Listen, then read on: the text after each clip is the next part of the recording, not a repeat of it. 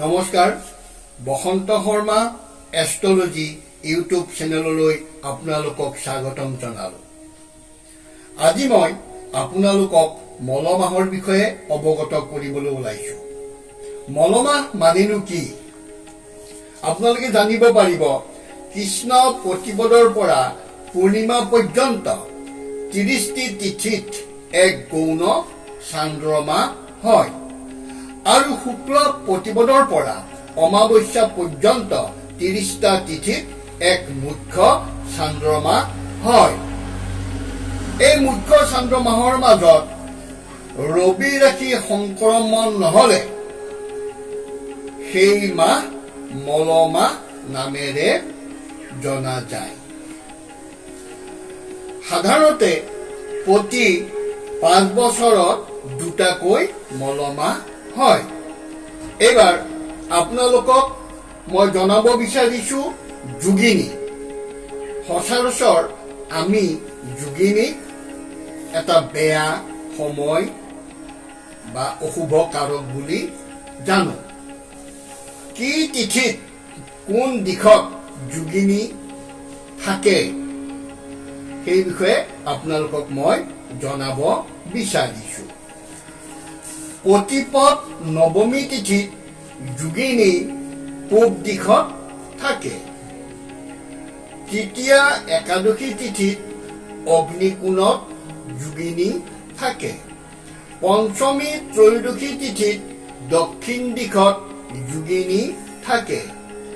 চতুৰ্থী দ্বাদশী তিথিত নৈৰিত কোণত, ষষ্ঠী চতুৰ্দশী তিথিত পশ্চিম দিশত, দ্বিতীয়া দশমী তিথিত উত্তৰ দিশত, সপ্তমী পূৰ্ণিমা তিথিত বায়ু কোণত আৰু অষ্টমী অমাৱস্যা তিথিত ঈশান কোণত যোগিনী থাকে। আপোনালোকে জানিব যোগিনী সন্মুখত আৰু সোঁফালে থকা অৱস্থাত যাত্ৰা কৰিলে যাত্ৰা কৰ্তা বিপদগ্ৰস্ত হয়। গতিকে যোগিনী সন্মুখত বা সোঁফালে থকা দিশত যাত্ৰা বৰ্জন কৰিব।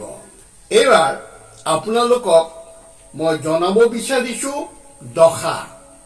দশা অষ্টোত্তৰী আৰু বিংশোত্তৰী দশা। অষ্টোত্তৰী দশা 108 বছৰ হিচাপ কৰা হয়।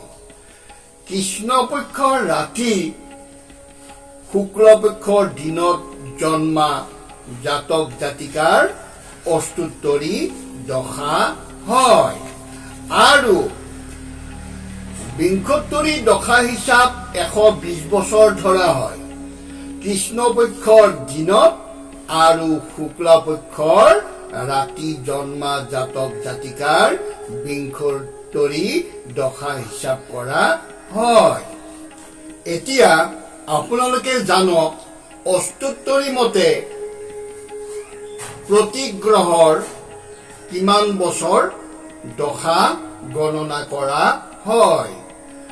ৰবিৰ 6 বছৰ, চন্দ্ৰৰ 15 বছৰ, মঙ্গলৰ 8 বছৰ, বুধৰ 17 বছৰ, শনিৰ 10 বছৰ, বৃহস্পতিৰ 19 বছৰ, ৰাহুৰ 12 বছৰ আৰু শুক্ৰৰ 21 বছৰ দশা হিচাপ কৰা হয়। এই অষ্টোত্তৰী দশাত কেতুৰ হিচাপ কৰা নাযায়। এতিয়া বিংশোত্তৰী দশা হিচাপ।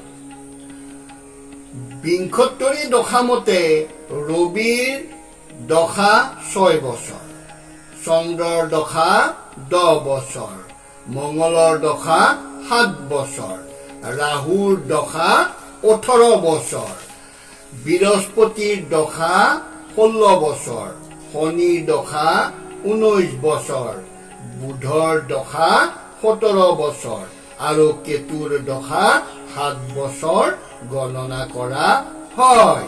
বিংশোত্তৰী দশাত কেতুৰ হিচাপ যোগ কৰা হয়। গতিকে আপোনালোকক আজি মই এইখিনি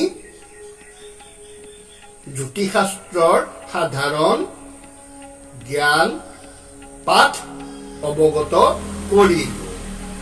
আশা কৰোঁ আপোনালোক নিশ্চয় কিছু হ'লেও এই বিষয়ে উপকৃত হ'ব। আজিলৈ ইমানতেই সামৰণি মাৰিছোঁ।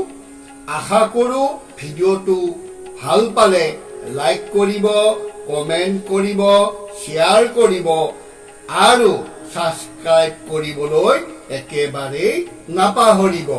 পুনৰ এটি নতুন ভিডিঅ'ত লগ পোৱাৰ আশাৰে আজিলৈ সামৰিছোঁ। নমস্কাৰ।